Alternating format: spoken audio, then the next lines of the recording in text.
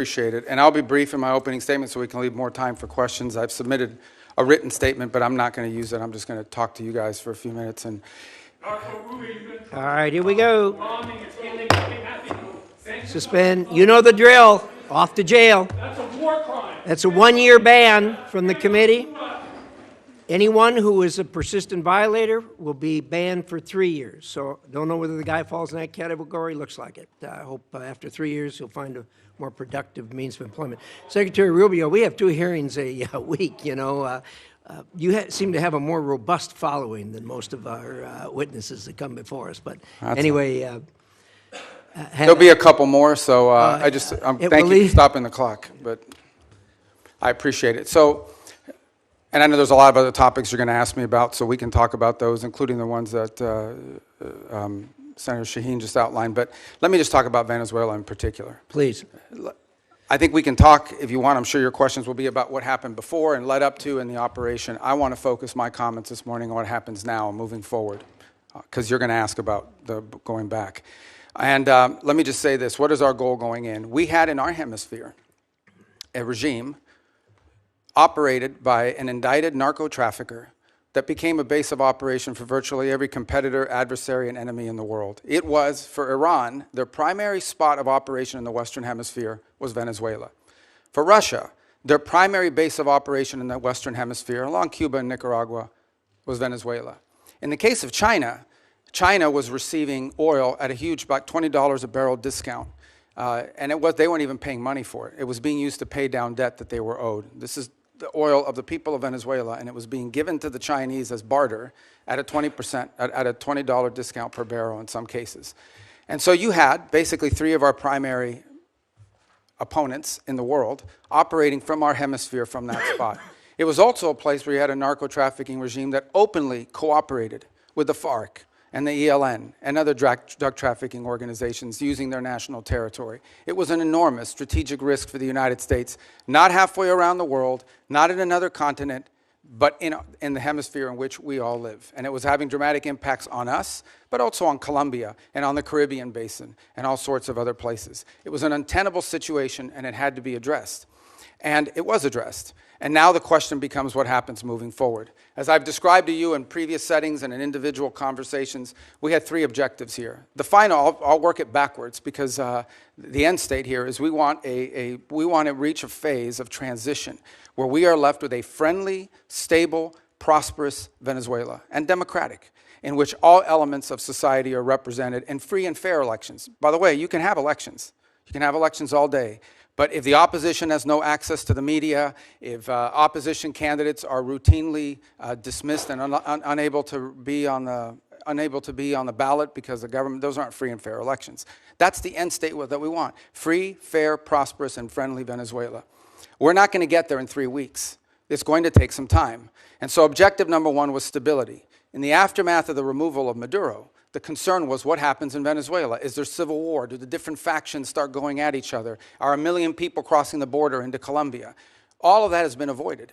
And one of the primary ways that it has been avoided is the ability to establish direct, honest, respectful, but very direct and honest conversations with the people who today control the elements of that nation, meaning the law enforcement, the government apparatus, etc. And one of the tools that's available to us is the fact that we have sanctions on oil. There is oil that is sanctioned that cannot move from Venezuela because of our quarantine. And so what we did is we entered into an arrangement with them. And the arrangement is this: on the oil that is sanctioned in quarantine, we will allow you to move it to market. We will allow you to move it to market at market prices, not at the discount China was getting. In return, the funds from that will be deposited into an account that we will have oversight over. And you will spend that money for the benefit of the Venezuelan people. Why was that important? Venezuela was running out of storage capacity. Okay? They were producing oil, they were drilling oil, they had nowhere to put it. They had nowhere to move it, and they were facing a fiscal crunch. They needed money in the immediacy to fund the police officer, the sanitation workers, the daily operations of government. And so we've been able to create a short-term mechanism. This is not going to be the permanent mechanism, but this is a short-term mechanism in which the needs of the Venezuelan people can be met through a process that we've created, where they will submit every month a budget of this is what we need funded. We will provide for them at the front end what that money cannot be used for.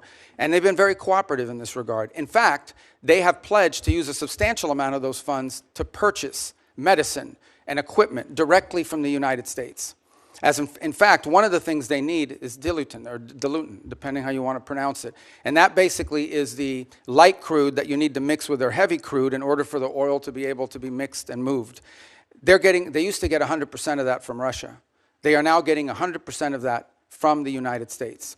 So we're using that short-term mechanism both to stabilize the country, but also to make sure that the oil proceeds that are currently being generated through the licenses we'll now begin to issue on the sanctioned oil goes to the benefit of the Venezuelan people, not to fund the system that existed in the past. The second is a period of recovery, and that is the phase in which you want to see a normalized oil industry. Again, look, we've got plenty of oil. There's plenty of oil all over the world. Canada produces heavy crude, so it's not like Venezuela's oil is unique in that regard, despite the fact they have the largest known reserves in the world. It's not irreplaceable. But we understand that that is the lifeline. Their natural resources are going to allow Venezuela to be stable and prosperous moving forward. And so we have created what we hope to do is transition to a mechanism that allows that to be sold in a normal way, a normal oil industry, not one dominated by cronies, not one dominated by graft and corruption. To that end, the authorities there deserve some credit. They have passed a new hydrocarbon law that basically eradicates many of the Chavez-era restrictions on private investment in the oil industry. It probably doesn't go far enough to attract sufficient investment, but it's a big step from where they were 3 weeks ago. So that's a major change. We can address some of the other components, but I'll run out of time. But one of the parts of the transition phase, or the recovery phase, is beginning to create space for different voices inside of Venezuelan politics to have an ability to speak out. Part of that is the release of political prisoners. By some estimates, up to 2,000. They are releasing them. They are releasing them probably slower than I would like them to, but they are releasing them. And in fact, you're starting to see some of the people being released beginning to speak out and participate in political life in the country. We have a long ways to go. Look, we can talk in more detail about all of these things. Suffice it to say, I'm not here to claim to you this is going to be easy or simple. I am saying that in 3.5, almost 4 weeks, we are much further along on this project than we thought we would be, given the complexities of it going into it.